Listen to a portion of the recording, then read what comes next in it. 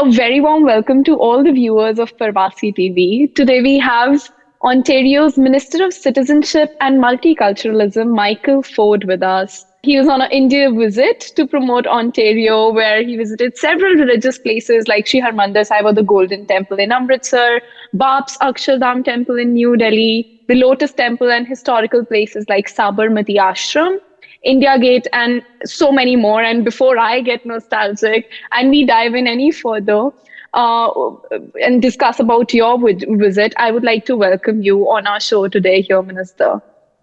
Thank you so much for having me. And as you were listing all that, all the good memories were going in my head. They're still really fresh. So you're bringing me down a brief memory lane really quick. So you were in India for 8 days, visiting and meeting people of the country, though we have so many of them here in Canada as well. But there you were most importantly promoting Ontario. So how was your experience at large? Well, it was incredible to say the least. We started off 2023 with a bang, I would say. We were headed over to India, visited many places throughout India, and really to bring over with us the Ontario story, and the Ontario story of being one of the most diverse and culturally rich places in the world, and of course, particularly with our Indo-Canadian community here, with over 900,000 people of Indian descent call Ontario home. And we brought the message over to India, where Ontario is a land of opportunity, a land of growth, and with such a foundation of a strong cultural fabric. Right. And like you mentioned about culture, we saw that you visited the Golden Temple, which is one of the most sacred places in Sikhism. And we also witnessed that you were honored with the Saropa. How did that make you feel? What kind of an experience was that? Yeah, I can't tell you how incredible the experience was. And of course, the warm welcome to Punjab specifically, but to the Golden Temple. It was just really just it kind of takes you back a bit. And when you arrive on those sacred grounds and got to go into the temple and to interact with people who were visiting the Golden Temple, and these were people from all walks of life. And the message of openness and welcoming and was truly incredible. It was definitely a very special visit for us to the Golden Temple. So since we are talking about India, I think it is significant to mention the recent report. It's probably just been 2 days, but it claimed that the number of deaths of Indian international students here in Canada, and how drug overdose is one of the most contributing factors. So how is the Ontario government planning to support these causes? Absolutely. Well, look, it's a very important, tough, but critically important conversation. And we know Ontario has more than 75,000 international students. I think the statistics were back in 2020. So over 75,000 international students from India alone. And we know that mental health, conversations around mental health are definitely top of mind and a priority for our government. And of course, here in Ontario, we've made those critical investments, over $24.5 million into post-secondary mental health alone, just there. But it's also about building up our healthcare system to make sure that whether it's students or people, doesn't matter who they are, need access to mental health support, that they have it at their fingertips when they need it.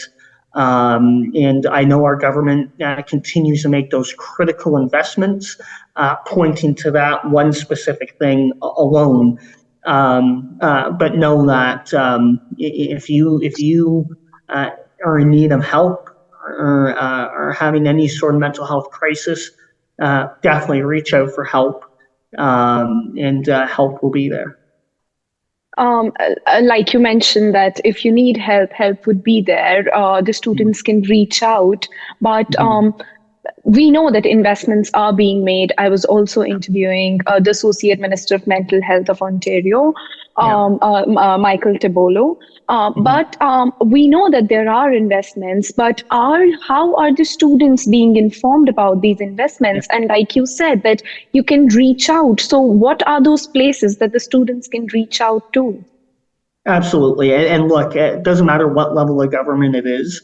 We can always do a better job in sharing our message and getting that out there and getting supports out there. And I know just specifically Minister Tibolo has really worked around the clock on this issue. And that's why specifically for our government, we have a specific ministry for mental health and addictions. That is how important it is to us that they have a direct seat, at the cabinet table.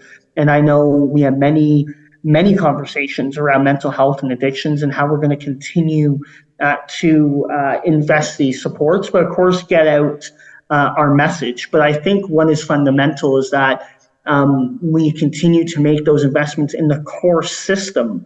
So when people need to access healthcare, that mental health care is available at the same time, right?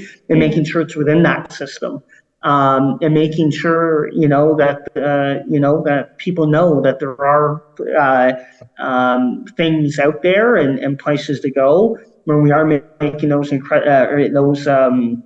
investments. But particularly, I just want to name a few because this is important, just to share the message that we have invested in a mental health services grant, particularly that supports campus-based mental health programs and services.